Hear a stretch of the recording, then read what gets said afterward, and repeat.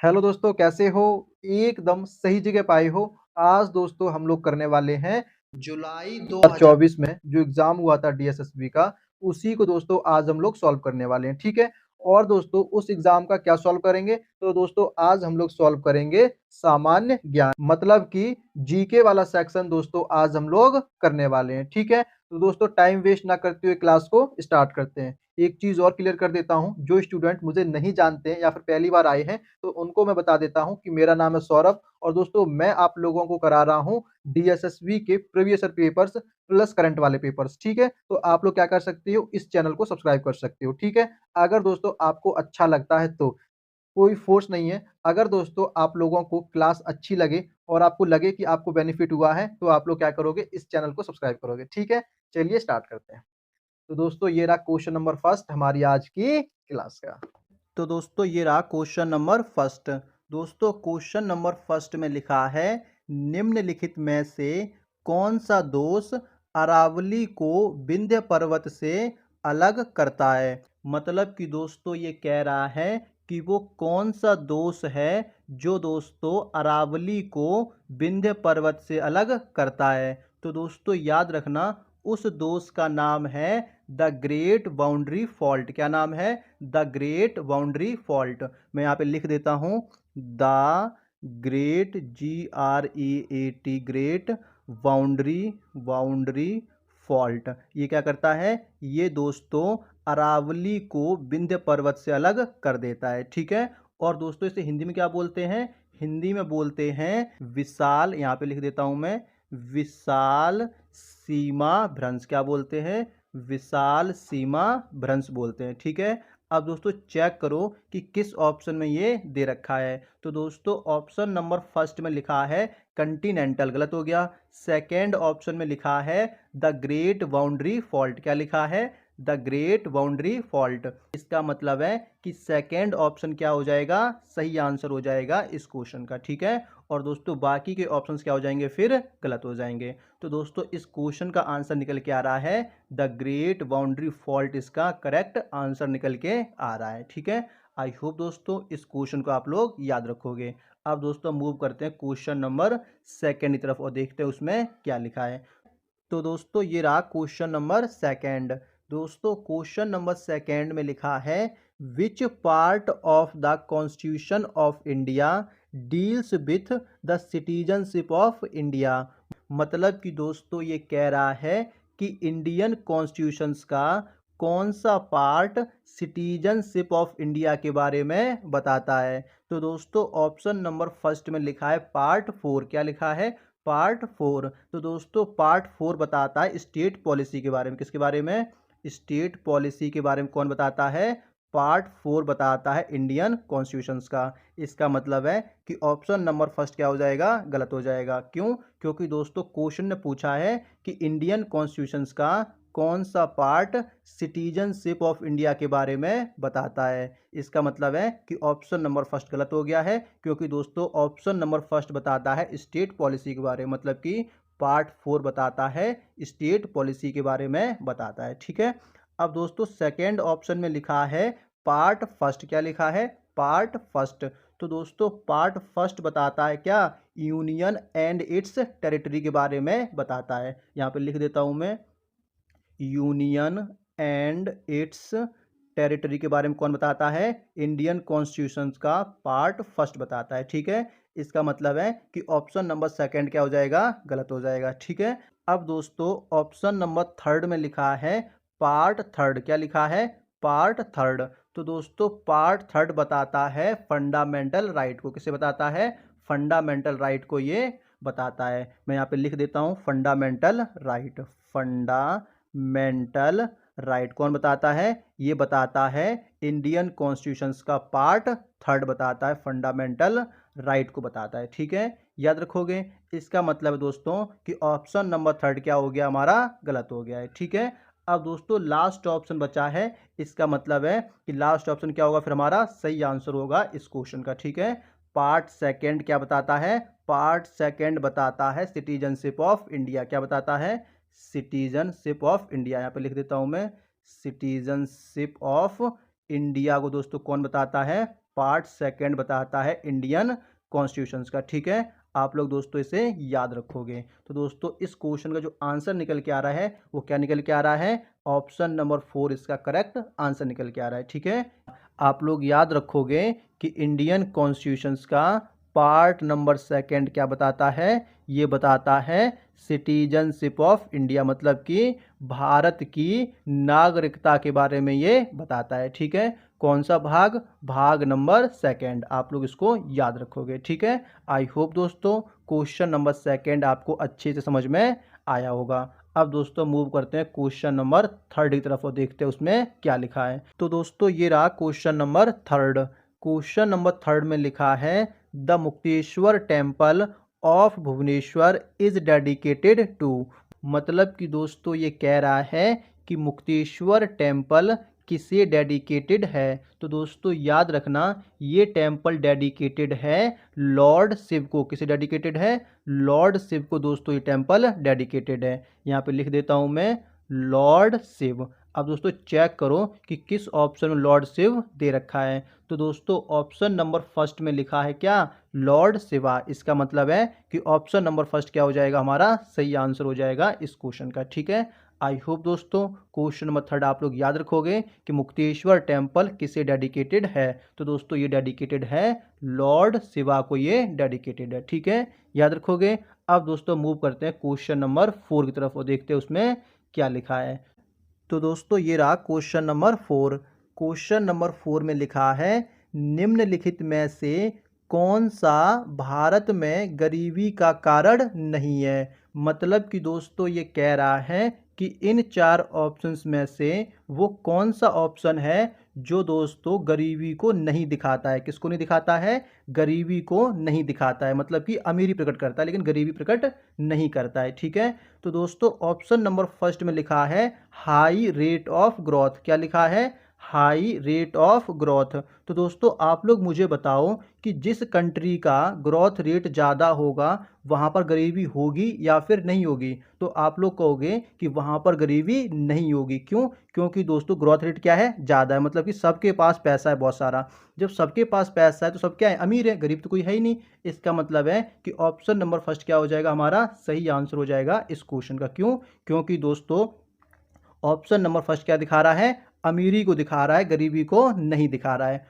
और क्वेश्चन ने भी यही पूछा था कि गरीबी का कारण नहीं है। तो दोस्तों ऑप्शन नंबर फर्स्ट क्या है, गरीबी का कारण नहीं है। और दोस्तों बाकी के अगर ऑप्शंस आप लोग रीड करना चाहो तो कर सकते हो। क्या लिखा है, सेकेंड ऑप्शन में लिखा है आउटडेटेड सोशल इंस्टीट्यूशन। क्या लिखा है, आउटडेटेड सोशल इंस्टीट्यूशन। तो दोस्तों ये क्या है, ये दोस्तों गरीबी का कारण है। इसी प्रकार दोस्तों थर्ड ऑप्शन में लिखा है अंडर एम्प्लॉयमेंट। तो दोस्तों ये भी क्या है, गरीबी का कारण है। और दोस्तों लास्ट ऑप्शन में लिखा है कैपिटल डिफिशिएंसी, मतलब कि पूंजी का कम होना। तो दोस्तों ये भी क्या है, गरीबी का कारण है। इसका मतलब है कि लास्ट के जो थ्री ऑप्शन हैं कैसे हैं, गरीबी के कारण है। और जो फर्स्ट ऑप्शन है वो कैसा है, अमीरी का कारण है। इसका मतलब है कि ऑप्शन नंबर फर्स्ट क्या था, हमारा सही आंसर था इस क्वेश्चन का। ठीक है, आई होप दोस्तों क्वेश्चन नंबर 4 आपको समझ में आया होगा। अब दोस्तों मूव करते हैं क्वेश्चन नंबर 5 की तरफ और देखते हैं उसमें क्या लिखा है। तो दोस्तों ये रहा क्वेश्चन नंबर 5। क्वेश्चन नंबर 5 में लिखा है according to the language data of census 2011 which language is spoken by 5.70% of the total population of India. मतलब कि दोस्तों ये कह रहा है कि इंडिया की टोटल पॉपुलेशन का 5.70% जो लैंग्वेज बोली जाती है उस लैंग्वेज का नाम क्या है। तो दोस्तों ऑप्शन नंबर फर्स्ट में लिखा है गुजराती। क्या लिखा है, गुजराती। तो दोस्तों गुजराती जो लैंग्वेज है वो बोली जाती है 4.58% अप्रॉक्स बोली जाती है। ठीक है, मतलब कि इंडिया की टोटल पॉपुलेशन का 4.58% कौन सी लैंग्वेज बोली जाती है, गुजराती लैंग्वेज बोली जाती है। लेकिन दोस्तों क्वेश्चन ने क्या पूछा है, क्वेश्चन ने पूछा है 5.70%। इसका मतलब है कि ऑप्शन नंबर फर्स्ट क्या हो जाएगा, हमारा गलत हो जाएगा। ठीक है, और दोस्तों सेकेंड ऑप्शन में लिखा है पंजाबी। क्या लिखा है, पंजाबी। तो दोस्तों पंजाबी बोली जाती है 2.74% अप्रॉक्स। ठीक है, इसका मतलब है कि ये भी क्या हो जाएगा, हमारा गलत आंसर हो जाएगा। अब दोस्तों थर्ड ऑप्शन में लिखा है तमिल। क्या लिखा है? तमिल। तो दोस्तों तमिल लैंग्वेज बोली जाती है 5.70%। कितना परसेंट? 5.70% बोली जाती है। इसका मतलब है कि ऑप्शन नंबर थर्ड क्या हो जाएगा? हमारा सही आंसर हो जाएगा इस क्वेश्चन का। क्यों? क्योंकि दोस्तों क्वेश्चन ने भी यही पूछा है कि वो लैंग्वेज बताओ जो दोस्तों 5.70% बोली जाती है टोटल पॉपुलेशन ऑफ इंडिया का। तो दोस्तों उस लैंग्वेज का नाम है तमिल। कौन सी लैंग्वेज है? तमिल वो लैंग्वेज है जो दोस्तों 5.70% बोली जाती है अकॉर्डिंग टू सेंसस 2011, मतलब कि जनगणना 2011 के अकॉर्डिंग। इसका मतलब है कि ऑप्शन नंबर थर्ड क्या हो जाएगा दोस्तों? हमारा सही आंसर हो जाएगा इस क्वेश्चन का। ठीक है। अब दोस्तों लास्ट ऑप्शन में लिखा है मराठी। क्या लिखा है? मराठी। तो दोस्तों मराठी लैंग्वेज बोली जाती है 6.86%। कितना? 6.86% अप्रोक्स। अगर दोस्तों आपके एग्जाम में आ जाता है कि वो कौन सी लैंग्वेज है जो दोस्तों 6.86% बोली जाती है, तब दोस्तों आपका आंसर बनेगा मराठी लैंग्वेज। क्या बनेगा? मराठी दोस्तों आपका करेक्ट आंसर बनेगा। ठीक है। लेकिन दोस्तों इस क्वेश्चन का आंसर क्या आ रहा है? इस क्वेश्चन का आंसर निकल के आ रहा है तमिल, मतलब कि ऑप्शन नंबर थर्ड इसका करेक्ट आंसर निकल के आ रहा है। ठीक है।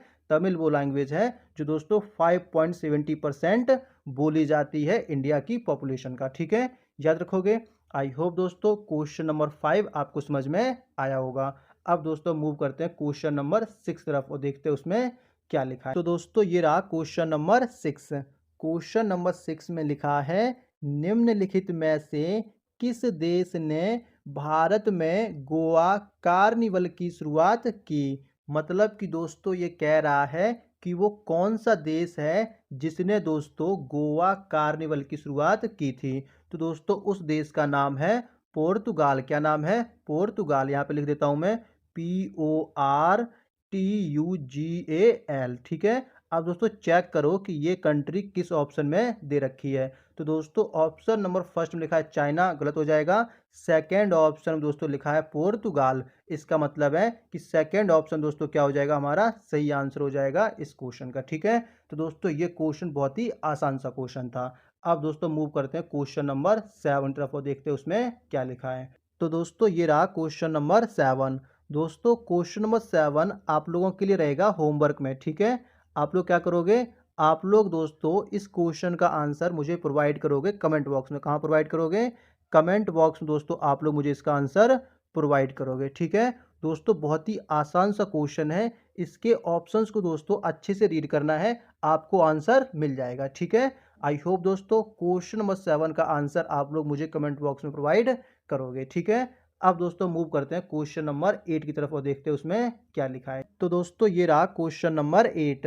क्वेश्चन नंबर 8 में लिखा है विच of the following type of egg cells from the Palaeolithic period were found at पटने इन महाराष्ट्र। मतलब कि दोस्तों ये कह रहा है कि पैलियोलिथिक पीरियड में जो अंडे के छिलके मिले थे महाराष्ट्र में, वो छिलके किसके थे? तो दोस्तों याद रखना वो छिलके थे ऑस्टरिच के। किसके थे? ऑस्टरिच। यहाँ पे लिख देता हूं मैं ऑस्टरिच के दोस्तों वो छिलके थे। अब दोस्तों चेक करो कि किस ऑप्शन में ऑस्टरिच दे रखा है। जिस ऑप्शन में दे रखा है वो हमारा क्या हो जाएगा? फाइनल आंसर हो जाएगा दोस्तों इस क्वेश्चन का। ठीक है। तो दोस्तों ऑप्शन नंबर सेकंड में लिखा है ऑस्टरिच। इसका मतलब है कि ऑप्शन नंबर सेकंड क्या हो जाएगा दोस्तों? हमारा सही आंसर हो जाएगा इस क्वेश्चन का। क्यों? क्योंकि दोस्तों इसी में लिखा है ऑस्टरिच। आई होप दोस्तों आप लोग इसे याद रखोगे। अब दोस्तों मूव करते हैं क्वेश्चन नंबर 9 की तरफ और देखते हैं उसमें क्या लिखा है। तो दोस्तों ये रहा क्वेश्चन नंबर 9। क्वेश्चन नंबर 9 में लिखा है गुप्त साम्राज्य के दौरान निम्नलिखित में से किस श्रेणी ने मनु द्वारा लगाए गए निम्न जाति के कलंक पर काबू पाकर प्रतिष्ठा और स्थिति में लगातार सुधार का आनंद लिया? मतलब कि दोस्तों ये कह रहा है कि वो कौन सी श्रेणी है जिसने दोस्तों मनु द्वारा लगाए गए कलंक पर काबू पाकर आनंद लिया। तो दोस्तों उस श्रेणी का नाम है स्क्राइब्स। क्या नाम है? स्क्राइब्स। मैं यहाँ पे लिख देता हूँ स्क्राइब्स, ठीक है। अब दोस्तों आप लोग चेक करो कि स्क्राइब्स किस ऑप्शन में दे रखा है। तो दोस्तों फर्स्ट ऑप्शन में लिखा है स्क्राइब्स। इसका मतलब है कि फर्स्ट ऑप्शन क्या हो जाएगा दोस्तों, हमारा सही आंसर हो जाएगा इस क्वेश्चन का, ठीक है। अगर दोस्तों आपके एग्जाम में क्वेश्चन आ जाए कि वो कौन सी श्रेणी है जिसने दोस्तों मनु द्वारा लगाए गए कलंक पर काबू पाकर आनंद लिया, तब दोस्तों आपका आंसर बनेगा स्क्राइब्स। क्या बनेगा? स्क्राइब्स दोस्तों आपका करेक्ट आंसर बनेगा, ठीक है। स्क्राइब्स क्या है? ये एक कैटेगरी है, मतलब कि एक श्रेणी है, ठीक है। आई होप दोस्तों क्वेश्चन नंबर 9 आपको समझ में आया होगा। अब दोस्तों मूव करते हैं क्वेश्चन नंबर 10 की तरफ और देखते हैं उसमें क्या लिखा है। तो दोस्तों ये रहा क्वेश्चन नंबर 10। क्वेश्चन नंबर 10 में लिखा है निम्नलिखित में से किस प्रकार की बेरोजगारी को धर्मनिरपेक्ष बेरोजगारी का एक प्रकार माना जाता है। मतलब कि दोस्तों ये कह रहा है कि इनमें से किसे धर्मनिरपेक्ष बेरोजगारी का एक प्रकार माना जाता है। तो दोस्तों सबसे पहले आपको पता होना चाहिए कि धर्मनिरपेक्ष बेरोजगारी होती क्या है। तो दोस्तों धर्मनिरपेक्ष बेरोजगारी का मतलब होता है कि आपको काम तो दिया जा रहा है, लेकिन उस काम को करने की आपके पास स्किल्स नहीं है। क्या नहीं है?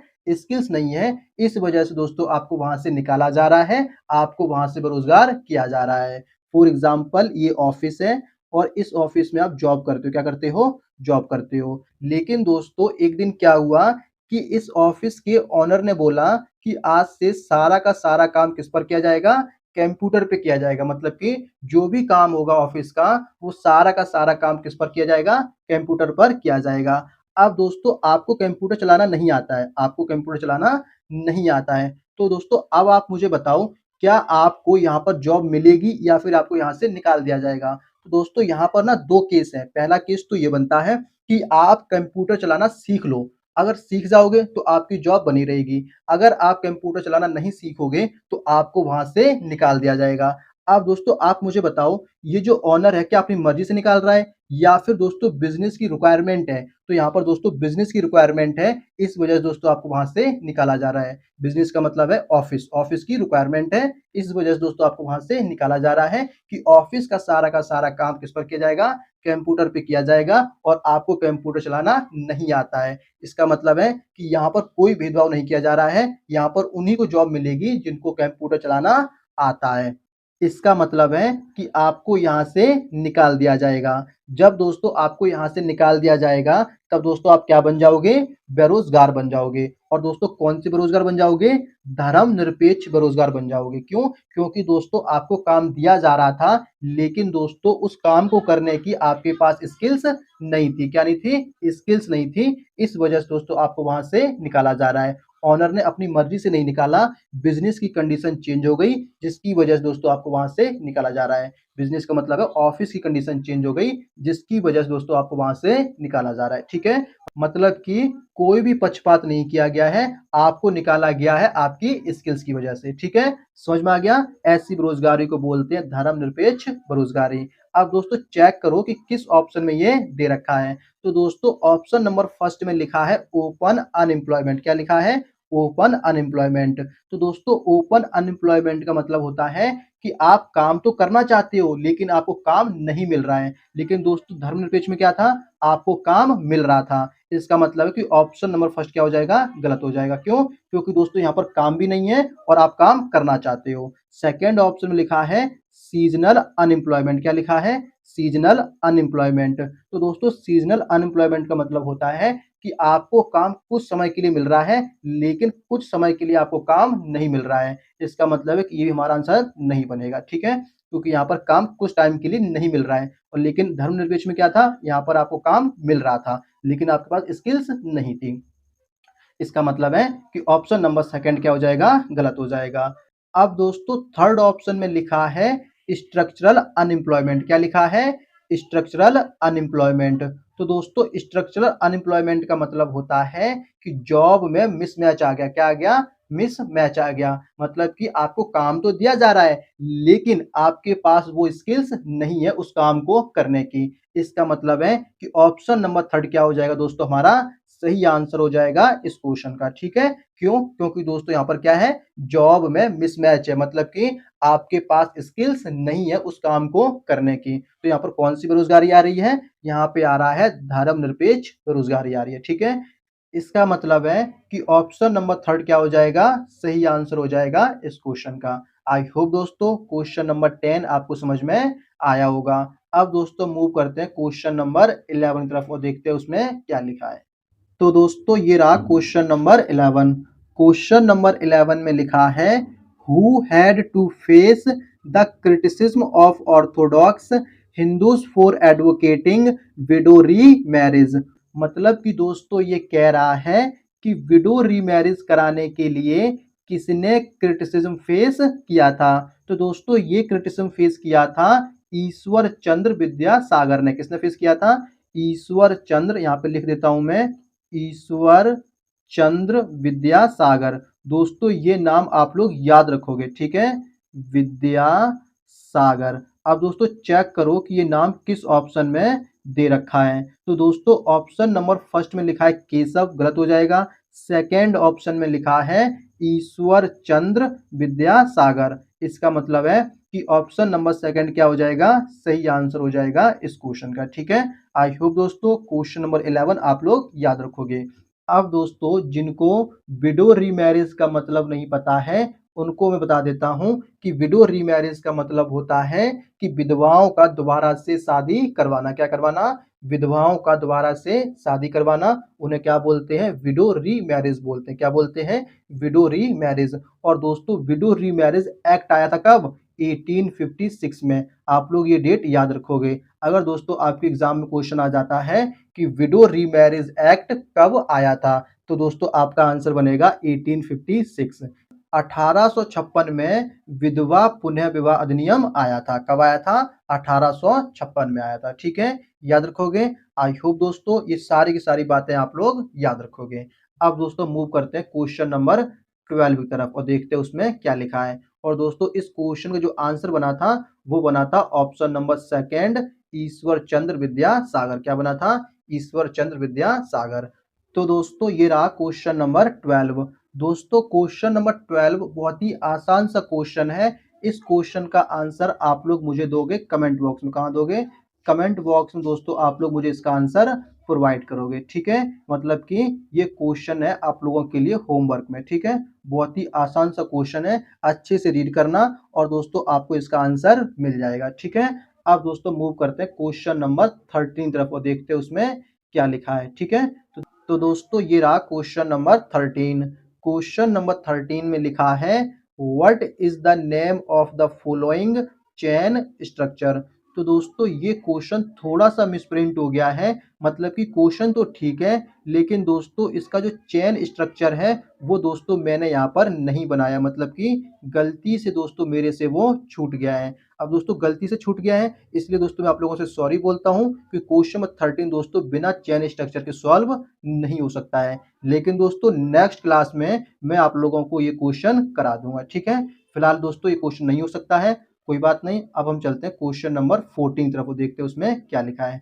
सॉरी बोलता हूँ इसके लिए दोस्तों, कोई बात नहीं, हम नेक्स्ट क्लास में 100% इसको कर लेंगे। ठीक है, तो दोस्तों ये रहा क्वेश्चन नंबर 14।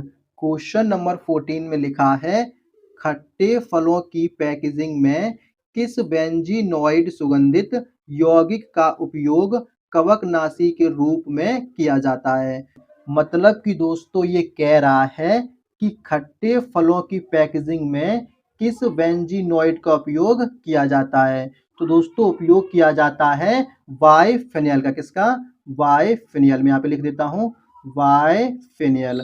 अब दोस्तों चेक करो कि किस ऑप्शन में दे रखा है। तो दोस्तों ऑप्शन नंबर फर्स्ट में लिखा है ट्री, गलत हो गया। सेकेंड ऑप्शन क्राई, ये भी गलत हो गया। अब दोस्तों थर्ड ऑप्शन में लिखा है बाइफेनिल। क्या लिखा है, बाइफेनिल। इसका मतलब है कि थर्ड ऑप्शन क्या हो जाएगा, सही आंसर हो जाएगा इस क्वेश्चन का। ठीक है, और दोस्तों बाकी के ऑप्शंस क्या हो जाएंगे, फिर गलत हो जाएंगे। आई होप दोस्तों क्वेश्चन नंबर 14 आप लोग याद रखोगे। अब दोस्तों हम मूव करते हैं क्वेश्चन नंबर 15 तरफ और देखते हैं उसमें क्या लिखा है। ठीक है, तो दोस्तों ये रहा क्वेश्चन नंबर 15।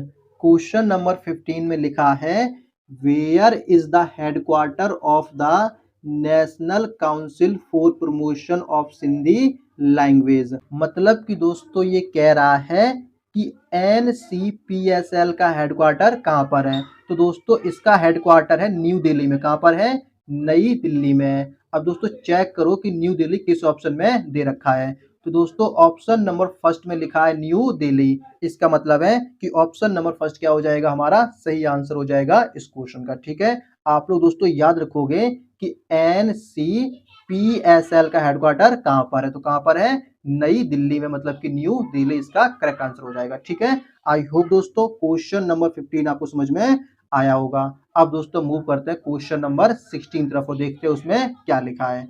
तो दोस्तों ये रहा क्वेश्चन नंबर 16। क्वेश्चन नंबर 16 में लिखा है 2023 में 13वीं हॉकी इंडियन सीनियर पुरुष राष्ट्रीय चैंपियनशिप किस राज्य की टीम ने जीती। मतलब कि दोस्तों ये कह रहा है कि 2023 में 13वीं हॉकी इंडियन सीनियर पुरुष राष्ट्रीय चैंपियनशिप किस राज्य ने जीता था। तो दोस्तों ये जीती थी पंजाब ने। किसने? पंजाब ने दोस्तों जीता था। अब दोस्तों चेक करो कि किस ऑप्शन में पंजाब दे रखा है। तो दोस्तों ऑप्शन नंबर फर्स्ट में लिखा है तमिलनाडु, गलत हो जाएगा। सेकेंड ऑप्शन में लिखा है कर्नाटका, गलत हो जाएगा। थर्ड ऑप्शन में लिखा है हरियाणा, ये भी गलत हो जाएगा। लास्ट ऑप्शन में दोस्तों लिखा है पंजाब। इसका मतलब है कि लास्ट ऑप्शन क्या हो जाएगा? इसका सही आंसर हो जाएगा इस क्वेश्चन का। ठीक है, तो दोस्तों ये क्वेश्चन पूछा गया है करंट अफेयर से। कहां से पूछा गया है? करंट अफेयर से दोस्तों ये क्वेश्चन पूछा गया है। और दोस्तों ये क्वेश्चन बहुत ही आसान सा क्वेश्चन था। अब दोस्तों मूव करते हैं क्वेश्चन नंबर 17 तरफ और देखते हैं उसमें क्या लिखा है। तो दोस्तों ये रहा क्वेश्चन नंबर 17। क्वेश्चन नंबर 17 में लिखा है असम के तिनसुकिया जिले में डैश में आयोजित देहिंग पटकाई महोत्सव आदिवासी मेलों चाय विरासत पर्यटन गोल्फ साहसिक खेल और वन्यजीव आनंद यात्रा का एक उत्तेजक मिश्रण है जिसका उद्देश्य राज्य में पर्यटन को बढ़ावा देना है। मतलब कि दोस्तों ये कह रहा है कि देहिंग पटकाई का महोत्सव कहाँ पर आयोजित किया जाता है जिससे पर्यटन को बढ़ावा मिलता है। तो दोस्तों ये आयोजित किया जाता है लेक पानी में। कहाँ पर? लेक पानी में। अब दोस्तों चेक करो कि लेक पानी किस ऑप्शन में दे रखा है। तो दोस्तों ऑप्शन नंबर फर्स्ट में लिखा है मार, गलत हो जाएगा। सेकेंड में साद, गलत हो जाएगा, मतलब सादिया। थर्ड ऑप्शन में लिखा है लेक पानी। इसका मतलब है कि ऑप्शन नंबर थर्ड क्या हो जाएगा दोस्तों? हमारा सही आंसर हो जाएगा इस क्वेश्चन का। ठीक है, आई होप दोस्तों क्वेश्चन नंबर 17 आप लोग याद रखोगे। और दोस्तों जिसको इंग्लिश में रीड करना है क्वेश्चन नंबर 17 उनको मैं दिखा देता हूँ। ये रहा क्वेश्चन नंबर 17 इंग्लिश में। आप लोग दोस्तों इसे रीड कर सकते हो या फिर इसका स्क्रीनशॉट ले सकते हो। और दोस्तों इसकी जो PDF है वो आपको मिलेगी टेलीग्राम चैनल पर। मतलब कि टेलीग्राम पर ग्रुप है हमारा, किस नाम से? सौरभ आइकॉनिक नाम से। ठीक है, सौरभ आइकॉनिक क्लासेस अगर आप सर्च करोगे तो दोस्तों आपको मिल जाएगा टेलीग्राम ग्रुप। उसे आप लोग ज्वाइन कर लेना। और दोस्तों वहां पर आपको मिलेगी PDFs। क्या मिलेंगी? PDFs मिलेंगी। मतलब कि आज की जो क्लास हो रही है इसकी अगर आपको PDF चाहिए तो दोस्तों आपको जाना पड़ेगा कहाँ पर? टेलीग्राम चैनल पर जाना पड़ेगा। ठीक है, PDF लेने के लिए। फिलहाल दोस्तों हम मूव करते हैं क्वेश्चन नंबर 18 की तरफ और देखते हैं उसमें क्या लिखा है। तो दोस्तों ये रहा क्वेश्चन नंबर 18। क्वेश्चन नंबर 18 में लिखा है विच of the following rivers is an interesting example of forward drainage pattern.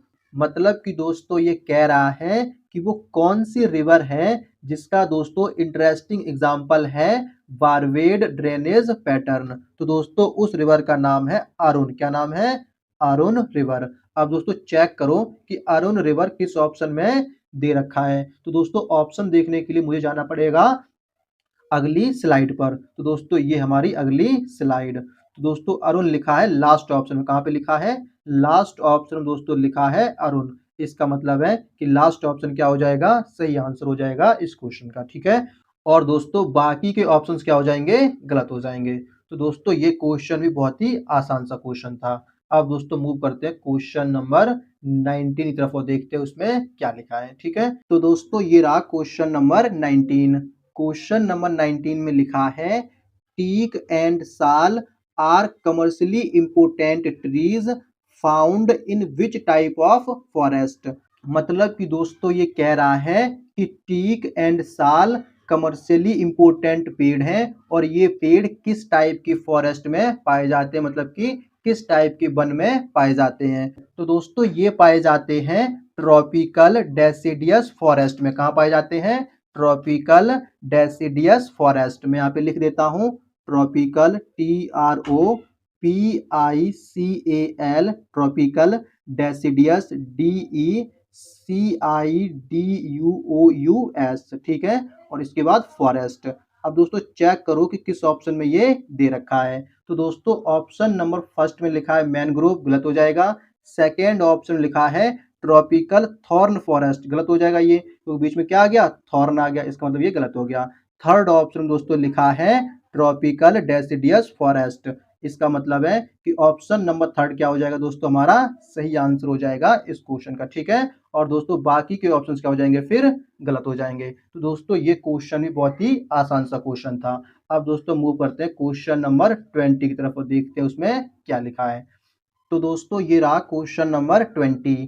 Question number 20 में लिखा है the principles that govern the grants in aid of the revenues given to the states from the consolidated fund of India is recommended by which of the following authorities. मतलब कि दोस्तों ये कह रहा है कि स्टेट को जो फंड दिया जाता है वो किसके रिकमेंडेशन पर दिया जाता है। तो दोस्तों ये दिया जाता है फाइनेंस कमीशन के रिकमेंडेशन पर। मैं यहाँ पे लिख देता हूँ फाइनेंस कमीशन के रिकमेंडेशन पर दोस्तों ये फंड दिया जाता है। अब दोस्तों चेक करो कि ये किस ऑप्शन में दे रखा है। दोस्तों ऑप्शन देखने के लिए मुझे थोड़ा सा छोटा करना पड़ेगा, मतलब कि स्मॉल करना पड़ेगा, ठीक है। अब दोस्तों चेक करो कि फाइनेंस कमीशन किस ऑप्शन में दे रखा है। तो दोस्तों ऑप्शन नंबर फर्स्ट में लिखा है यूनियन मिनिस्ट्री, गलत हो जाएगा। सेकेंड ऑप्शन में लिखा है इंटर स्टेट काउंसिल, ये भी गलत हो जाएगा। थर्ड ऑप्शन में लिखा है फाइनेंस कमीशन, इसका मतलब है कि ऑप्शन नंबर थर्ड क्या हो जाएगा? हमारा सही आंसर हो जाएगा इस क्वेश्चन का, ठीक है। आई होप दोस्तों क्वेश्चन नंबर 20 आपको समझ में आया होगा। तो दोस्तों हम लोगों ने क्वेश्चन नंबर 1 से लेकर के क्वेश्चन नंबर 20 तक कवर कर लिए हैं। अगर दोस्तों आपको ये 20 के 20 क्वेश्चन समझ में आए हैं तो दोस्तों आप लोग क्या करोगे? आप लोग दोस्तों इस चैनल को सब्सक्राइब करोगे। क्या करोगे? सब्सक्राइब करोगे, ठीक है। टाटा बाय बाय, मिलते हैं दोस्तों नेक्स्ट क्लास में।